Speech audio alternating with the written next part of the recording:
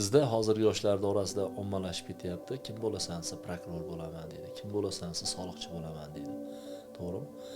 Biz kasblarda ma'lum bir darajada nimaga qarab yoshlarimiz ulug'layapti?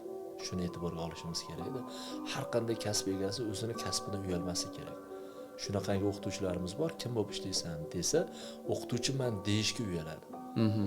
Bu birinchi navbatda mana siz fanga muhabbat bermayapsiz, kasbga muhabbat bermayapsiz. Demak, shu kasb ham sizga muhabbat bermaydi. Shuning uchun biz har doim ma'lum bir darajada shu ustozlik maqom berilyaptimi? Bu hammaga ham beravermaydi. Chunki hozirgi vaqtda 4 odamni o'zimizga qaratishni deb o'ylab ko'ring-da. Alloh sizga nazar qilyapti ma'lum bir holatda. Demak, siz bundan foydalanishingiz kerak. Shu fanga muhabbatingizni berishingiz kerak. Va o'qituvchiman deb bemalol ko'ksingizni kerib hamma joyda ayta olishingiz kerak. Buning uchun nima bo'lish kerak? O'qituvchidek maqomga yarasha bo'lish kerak.